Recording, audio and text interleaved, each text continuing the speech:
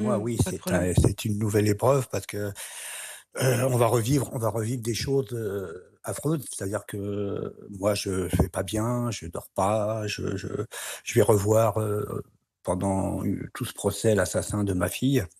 Je vais affronter les difficultés d'un procès et surtout, je vais entendre des choses, des témoignages, des experts, des gendarmes et ça va nous replonger dans des souvenirs affreux. Voilà, concernant ce procès, oui, en première instance, nous avons vu l'horreur, la Mmh. violence psychologique, physique qu'il avait infligée à Julie Ouais. et les menaces de mort, qu'il a prononcées contre moi, contre d'autres personnes.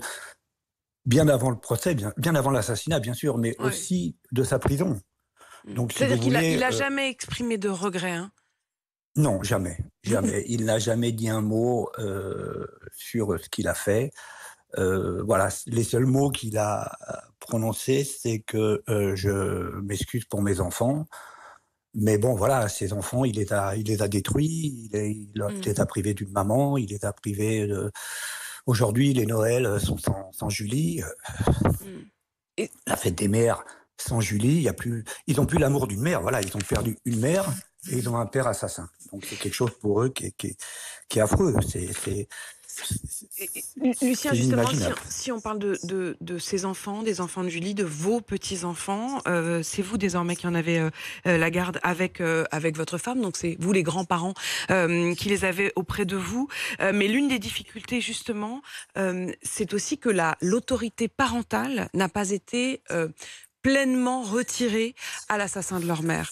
Est-ce que ça, vous vous dites, c'est quand même encore au quotidien des démarches à faire? C'est-à-dire qu'il y a encore des choses pour lesquelles vous devez passer par lui pour lui demander des autorisations pour ses enfants.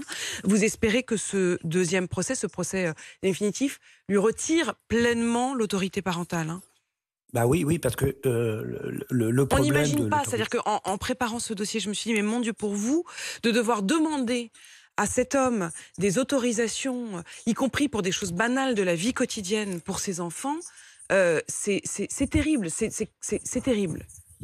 Bah, c'est-à-dire que nous avons réussi après des années de combat à avoir la délégation de l'autorité parentale, Mmh. donc ce qui nous donne des droits. Mais, le problème, c'est que, lui, il avait perdu l'autorité parentale au premier procès.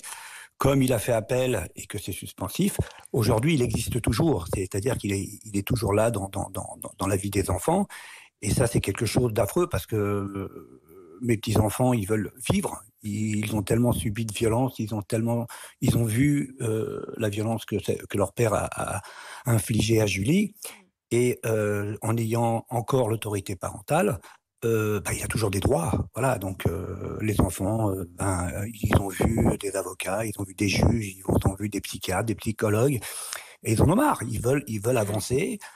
Ils ont, surtout, bien dit à tout le monde qu'ils voulaient plus avoir de nouvelles de leur père parce qu'ils Mmh. ils savent ce qu'il a fait à leur mère.